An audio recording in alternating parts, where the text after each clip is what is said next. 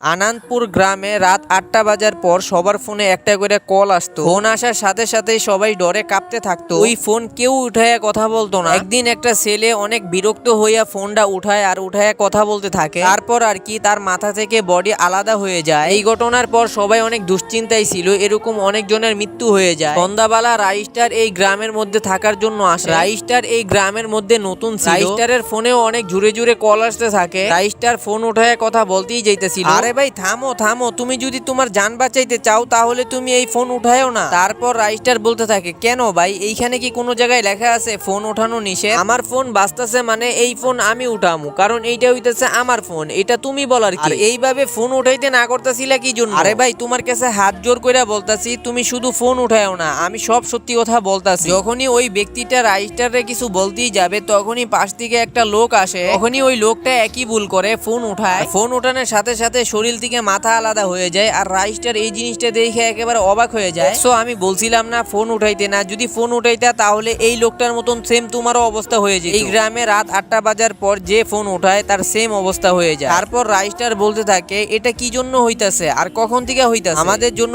ভালো এইটাই হইতো আমরা যদি ওই লোকটার কথা মাইনা চলতাম। আজ থেকে 13 বছর আগে এই গ্রাম অনেক সুন্দর ছিল। এই গ্রামে অনেক অনেক পাখি বসবাস করত, পাখির কোনো অভাব ছিল না। এই গ্রামে একটা লোক ছিল যে নাকি পাখিদেরকে অনেক বেশি ভালোবাসতো। প্রতিদিন ওই লোকটা সব পাখিদেরকে খাবার খাওয়াইতো আর পাখিরা ওই লোকটাকে অনেক পছন্দ করতো। কিন্তু তার আগে বন্ধুরা আমার পাবজি প্লেয়াররা একটা চ্যালেঞ্জ দিছে। তারা বলেছে ফ্রি ফায়ারের নাকি দর্শক কম। তো বন্ধুরা আপনাদেরকে তেমন কিছুই করা লাগবে না, আপনারা যদি ফ্রি ফায়ার লাভার হন তাহলে ভিডিওতে লাইক করে চ্যানেলটা সাবস্ক্রাইব করে দেন, এবং যারা রাইস্টারকে ভালোবাসেন তারা কমেন্ট সেকশনে লাল হার্ট দিবে, আর যারা পাবজি লাভার তারা কমেন্ট সেকশনে ব্ল্যাক হার্ট দেন। আমিও দেখতে চাই কোন গেমের অডিয়েন্স সব থেকে বেশি। ওই লোকটা সারাদিন পাখিদের সাথেই থাকতো আর পাখিদেরকে খাবার খাওয়াইতো। একদিন গ্রামের সব লোকেরা তাদের জমি জমা যা আছে সব কোম্পানিদের কাছে বিক্রি করে দেয়, তার কারণ এই জমির মধ্যে কোম্পানির লোকেরা বড় বড় টাওয়ার বসাইতে পারে। তারপর ওই লোকটা গ্রামের লোকদের কাছে বলতে থাকে, ভাই তুমিও এই জমিটা বিক্রি করে দিলা, তারা তো এই জমির মধ্যে মোবাইল টাওয়ার বসাইবে, মোবাইল টাওয়ারের আওয়াজে পাখিরা মারা যেতে পারে। আরে ভাই খাওয়ানোর মতন কোনো টাকা পয়সা নাই, আর এইখানে তুই পাখির কথা কইতাছ, ওদেরকে মরতে দে,